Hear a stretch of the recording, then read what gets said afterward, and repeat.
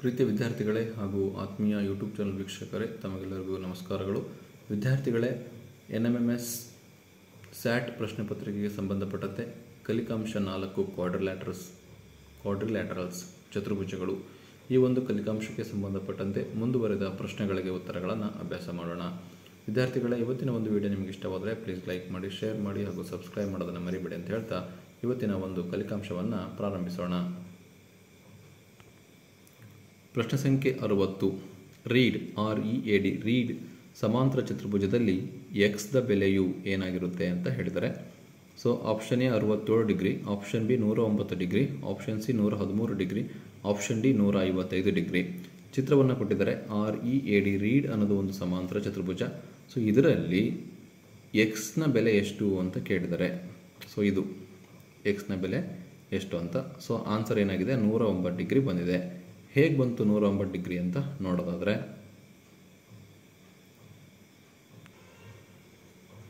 So 66ನೇ ಪ್ರಶ್ನೆಗೆ ಉತ್ತರ. ಸಮಾಂತರ ಚತುರ್ಭುಜದಲ್ಲಿ ಪಾರ್ಶ್ವಕೋನಗಳ ಮೊತ್ತ 180 ಡಿಗ್ರಿ.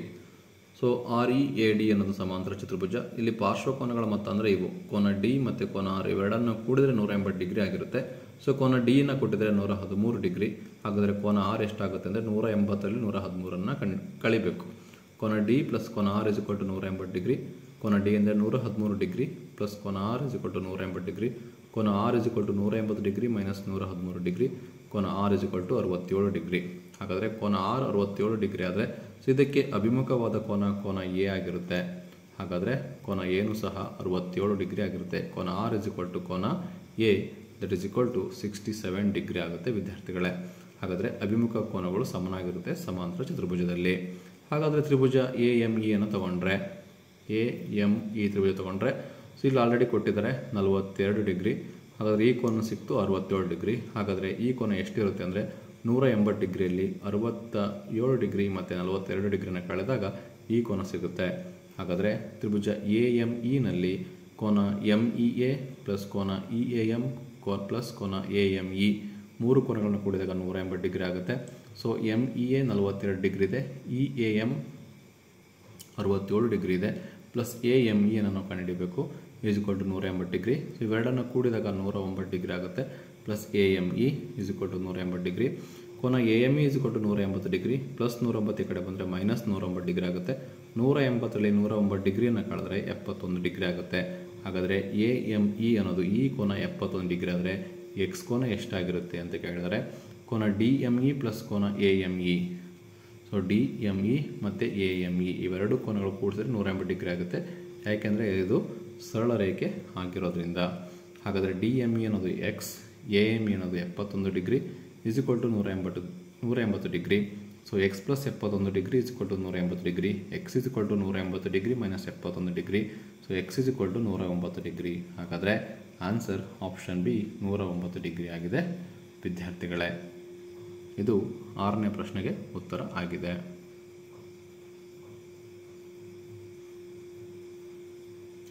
ನೇ ಪ್ರಶ್ನೆಗೆ ಉತ್ತರ ಆಗಿದೆ ವಿದ್ಯಾರ್ಥಿಗಳು. ಪ್ರಶ್ನೆ ಸಂಖ್ಯೆ 67. ಆಯತ ABCDಯಲ್ಲಿ AB ಇಸ್ ಇಕ್ವಲ್ ಟು 35 centimetre, BC is equal to 15 centimetre ಆಗಿದೆ. ಕೋನ CU ಕೋನಾರ್ಧ ರೇಖೆಯು ABಯನ್ನು P ಬಿಂದುವಿನಲ್ಲಿ ಸಂಧಿಸುತ್ತದೆ. ಹಾಗಾದರೆ AP ಇಷ್ಟು PBಗೆ ಸಮನಾದದ್ದು. Option A 7:3, option B 3:7, option C 4:3, option D 2:1. So ABCD ಅನ್ನೋದು ಒಂದು ಆಯತ ಆಗಿದೆ. ಸೊ AB 35 ಸೆಂಟಿಮೀಟರ್ ಇದ್ದರೆ BC 15 ಸೆಂಟಿಮೀಟರ್ ಇದೆ. ಕೋನ C ಅನ್ನೋದು ಕೋನಾರ್ಧಕ ರೇಖೆ ABಯನ್ನು P ಬಿಂದುವಿನಲ್ಲಿ ಸಂಧಿಸುತ್ತದೆ. ಹಾಗಾದರೆ AP ಇಷ್ಟು PB ಎಷ್ಟಾಗಿರುತ್ತೆ ಅಂತ ಕೇಳಿದ್ದಾರೆ. ಹಾಗಾದರೆ ಇದು 15 ಸೆಂಟಿಮೀಟರ್ ಇದ್ದರೆ ಇದು 15 ಇರುತ್ತೆ. ಸೊ ಇದು ಎಷ್ಟಿರುತ್ತೆ, 35 ಇರುತ್ತೆ. ಇದು ಸಹ 35 ಇರುತ್ತೆ. ಹಾಗಾದರೆ PBಯ ಉದ್ದವನ್ನು ನಾವು ಕಂಡುಹಿಡಬೇಕಾಗುತ್ತೆ. ಹೇಗೆ PB ಉದ್ದ ಕಂಡುಹಿಡಿದ್ರೆ APಯ ಉದ್ದ ಎಷ್ಟು ಅಂತ ನಿಮಗೆ ಗೊತ್ತಾಗುತ್ತೆ. ಹಾಗಾದರೆ AP ಇಷ್ಟು PB ಅನುಪಾತ 4:3 ಬರುತ್ತೆ. ಹೇಗೆ ಕಂಡುಹಿಡಿಯೋದು ಅನ್ನೋದನ್ನು ನೋಡೋಣ. ಸೊ ABCD ಆಯತದಲ್ಲಿ ಕೋನ B 90 ಡಿಗ್ರಿ ಆದರೆ ಕೋನ A, ಕೋನ D, ಕೋನ C 90 ಡಿಗ್ರಿ ಇರುತ್ತೆ. ಕೋನ CU ಕೋನಾರ್ಧಕ ಆಗಿರೋದ್ರಿಂದ ಈ ರೇಖೆ ಕೋನಾರ್ಧಕ ರೇಖೆ ಆಗಿರೋದ್ರಿಂದ 90ರ ಅರ್ಧ 45 ಡಿಗ್ರಿ ಆಗುತ್ತೆ. ಸೊ ಇದು 45 ಡಿಗ್ರಿ ಆಯಿತು ಅಂದರೆ ಇದು 90 ಡಿಗ್ರಿ ಇದೆ ಅಂದರೆ ಇದು ಸಹ ಎಷ್ಟಿರುತ್ತೆ 45 ಡಿಗ್ರಿ ಇರುತ್ತೆ. ಹಾಗಾದರೆ ಇಲ್ಲಿ ಎರಡು ಕೋನಗಳು ಸಮನಾಗಿರೋದ್ರಿಂದ ಇದು ಸಮದ್ವಿಬಾಹು ತ್ರಿಭುಜ ಆಗಿರುತ್ತೆ. ಸಮದ್ವಿಬಾಹು ತ್ರಿಭುಜದಲ್ಲಿ ಅಭಿಮುಖ ಬಾಹುಗಳು ಸಮನಾಗಿರುತ್ತೆ. ಸಮದ್ವಿಬಾಹು ತ್ರಿಭುಜದಲ್ಲಿ ಅಭಿಮುಖ ಬಾಹುಗಳು ಅಂದರೆ ಅಭಿಮುಖ ಕೋನಗಳ ಅಭಿಮುಖ ಬಾಹುಗಳು. ಸೊ ಇದಕ್ಕೆ ಅಭಿಮುಖ ಬಾಹು ಇದು, ಇದಕ್ಕೆ ಅಭಿಮುಖ ಬಾಹು ಇದು. ಇವೆರಡೂ ಬಾಹುಗಳು ಸಮನಾಗಿರೋದ್ರಿಂದ ಬಿ ಸಿ 15 ಸೆಂಟಿಮೀಟರ್ ಇದ್ದರೆ ಪಿ ಬಿನೂ ಸಹ 15 ಸೆಂಟಿಮೀಟರ್ ಇರುತ್ತೆ ವಿದ್ಯಾರ್ಥಿಗಳೇ. ಪಿ ಬಿ 15 ಇದ್ದರೆ 35ರಲ್ಲಿ 15 ಕಳೆದ್ರೆ ಎ ಪಿ ಸಿಗುತ್ತೆ. ಸೊ ಎ ಪಿ ಇಷ್ಟು ಪಿ ಬಿ ಮಾಡಿದ್ರೆ ಎ ಪಿ ಇಷ್ಟು ಪಿ ಬಿ ಅನುಪಾತ ನಮಗೆ ಸಿಗುತ್ತೆ ವಿದ್ಯಾರ್ಥಿಗಳೇ. ತ್ರಿಭುಜ ಪಿ ಬಿ ಸಿ ಸಮದ್ವಿಬಾಹು ತ್ರಿಭುಜವಾಗಿದೆ. ಪಿ ಬಿ ಸಿ ಒಂದು ಸಮದ್ವಿಬಾಹು ತ್ರಿಭುಜ ಆಗಿದೆ. ಕಾರಣ ಏನಪ್ಪ ಅಂದರೆ ಕೋನ ಸಿಯ ಕೋನಾರ್ಧಕ 45 ಡಿಗ್ರಿ ಆಗುತ್ತೆ. ಇದು 90 ಡಿಗ್ರಿ ಆಗಿರೋದ್ರಿಂದ ಇದು ಕೋನಾರ್ಧಕ ರೇಖೆಯನ್ನು ಎಳೆದಿರೋದ್ರಿಂದ ಇದು 45 ಡಿಗ್ರಿ ಆಗುತ್ತೆ. ಸೊ 90 ಡಿಗ್ರಿ 45 ಡಿಗ್ರಿ ಅಂದರೆ ರಿಮೈನಿಂಗ್ ಆ್ಯಂಗಲ್ಲು ಸಹ 45 ಡಿಗ್ರಿ ಆಗುತ್ತೆ. ಸೊ ಎರಡು ಕೋನಗಳು ಸಮನಾಗಿದೆ ಅಂದರೆ ಇದು ಸಮದ್ವಿಬಾಹು ತ್ರಿಭುಜ ಆಗುತ್ತೆ. ಹಾಗಾಗಿ ಅಭಿಮುಖ ಬಾಹುಗಳು ಸಮನಾಗಿರುತ್ತೆ. ಹಾಗಾಗಿ B C is equal to P B that is equal to 15 centimetre. ಹಾಗಾದರೆ ಎ ಪಿ ಬೇಕು ಅಂದರೆ A B minus P B, A ಬಿಯಲ್ಲಿ ಪಿ ಬಿಯನ್ನು ಕಳಿಬೇಕು. So A P is equal to 35 minus 15, A P is equal to 20 centimetre ಆಗುತ್ತೆ. So A P ಇಷ್ಟು B P is equal to 20:15, 20 ಅನುಪಾತ 15. So box ಬೇಕು, 5ರಿಂದ 5 ಕಲಿಪ್ಪತ್ತು 5 3 15. ಸೊ ಎ ಪಿ ಅನುಪಾತ B P is equal to 4:3 ಆಗಿದೆ. ಹಾಗಾಗಿ 67ನೇ ಪ್ರಶ್ನೆಗೆ ಆಪ್ಷನ್ ಸಿ 4:3 ಸರಿಯಾದ ಉತ್ತರ ಆಗಿದೆ ವಿದ್ಯಾರ್ಥಿಗಳೇ.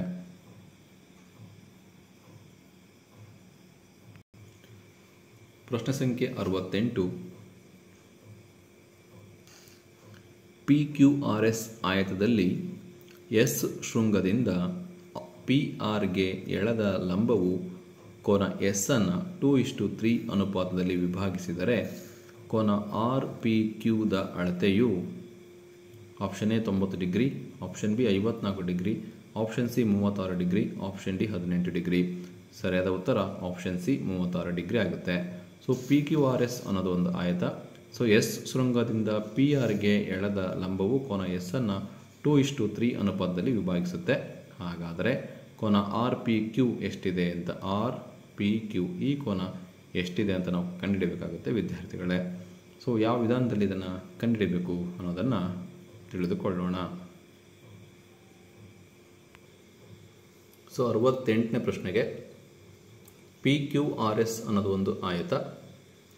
ಇಲ್ಲಿ ಕೋನ ಎಸ್ 90 ಡಿಗ್ರಿ ಇದೆ, ಹಾಗೆ ಕೋನ ಪಿ, ಕೋನ ಕ್ಯೂ, ಕೋನ ಆರ್ ಎಲ್ಲವೂ ಸಹ 90 ಡಿಗ್ರಿ ಇದೆ. ಆಯತ ಅಂದರೆ ಎಲ್ಲ ಕೋನಗಳು 90 ಡಿಗ್ರಿ ಆಗಿರುತ್ತೆ. ಕೋನ ಎಸ್ 2:3 ಅನುಪಾತದಲ್ಲಿ ಕೋನ ವಿಭಾಗ ಆಗಿದೆ. 2:3 ಅಂದರೆ 2 + 3 = 5 ಆಗುತ್ತೆ. 90 ಡಿಗ್ರಿನ 5 ಪಾರ್ಟ್ಸ್ ಮಾಡಿದರೆ 2 ಭಾಗ ಈ ಕಡೆ 3 ಭಾಗ ಈ ಕಡೆ ಬರುತ್ತೆ. ಹಾಗಾದರೆ ಫಸ್ಟು ಪಿ ಎಸ್ ಟಿ ಕೋನ ಇದೆಯಲ್ಲ ಇದು. ಸೊ ಇದು ಎಷ್ಟು ಬರುತ್ತೆ, ಎಸ್ ಕೋನ ಎಷ್ಟಿರುತ್ತೆ ಅಂತ. ಸೊ ಪಿ ಎಸ್ ಟಿ ಅಂದರೆ ಟೋಟಲ್ 5 ಭಾಗ ಮಾಡಿದರೆ ಅದರಲ್ಲಿ 2 ಭಾಗ. ಸೊ 5ನೇ 2 ಇಂಟು ಎಷ್ಟು ಡಿಗ್ರಿ ಅಂದರೆ 90 ಡಿಗ್ರಿ. ಸೊ 5ರಿಂದ 90 ಭಾಗಿಸಿದ್ರೆ 18 ಆಗುತ್ತೆ. 18 2 36 ಡಿಗ್ರಿ ಆಗುತ್ತೆ. ಸೊ ಪಿ ಎಸ್ ಟಿ ಅನ್ನೋದು 36 ಡಿಗ್ರಿ ಆಗುತ್ತೆ. ಹಾಗಾದರೆ ಟಿ ಎಸ್ ಆರ್ ಅಥವಾ ಆರ್ ಎಸ್ ಟಿ ಎಷ್ಟಾಗುತ್ತೆ? ಆರ್ ಎಸ್ ಟಿ ಅಂದರೆ ಇಲ್ಲಿ 5ರಲ್ಲಿ 3 ಭಾಗ, 5ನೇ 3 ಇಂಟು 90 ಡಿಗ್ರಿ. ಸೊ 5ರಿಂದ 90 ಭಾಗಿಸಿದ್ರೆ 18 ಆಗುತ್ತೆ. 18 3 54 ಡಿಗ್ರಿ ಆಗುತ್ತೆ. R S T 54 degree, P S T 36 degree. So 2 ಕೂಡಿದ್ರೆ 90 ಡಿಗ್ರಿ ಆಗುತ್ತೆ. ಹಾಗಾದರೆ ಎಸ್ ಟಿ ಆರ್ ಅನ್ನೋದು ಈ ಕೋನ 90 ಡಿಗ್ರಿ ಇರುತ್ತೆ. ಯಾಕೆ ಅಂದರೆ ಸೊ ಇದನ್ನು ಎಸ್ ಟಿ ಲಂಬ ಪಿ ಆರ್ ಆಗಿರೋದ್ರಿಂದ ಈ ಕೋನ 90 ಡಿಗ್ರಿ ಆಯಿತು. ಸೊ ಇದು 54 ಡಿಗ್ರಿ ಆಯಿತು. ಹಾಗಾದರೆ ಇದು ಎಷ್ಟಿರುತ್ತೆ ಅಂದರೆ ತ್ರಿಭುಜ ಎಸ್ ಟಿ ಆರ್ನಲ್ಲಿ 3 ಕೋನಗಳು ತಗೊಳ್ಳೋಣ. ಕೋನ ಆರ್ ಎಸ್ ಟಿ ಕೋನ ಈ ಕೋನ ಪ್ಲಸ್ ಕೋನ ಎಸ್ ಟಿ ಆರ್ ಪ್ಲಸ್ ಕೋನ S R T. So is equal to 180 degree ತ್ರಿಭುಜ ಆಗಿರೋದ್ರಿಂದ.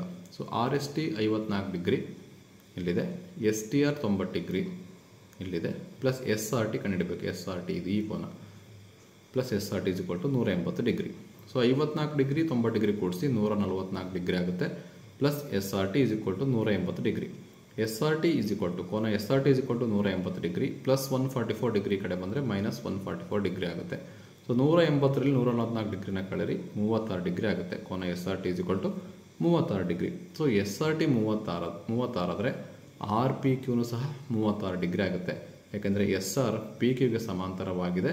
ಹಾಗೆ ಸಮಾಂತರ ಬಾಹುಗಳಲ್ಲಿ ಪರ್ಯಾಯ ಕೋನಗಳು ಏನಾಗಿರುತ್ತೆ, ಸಮನಾಗಿರುತ್ತೆ.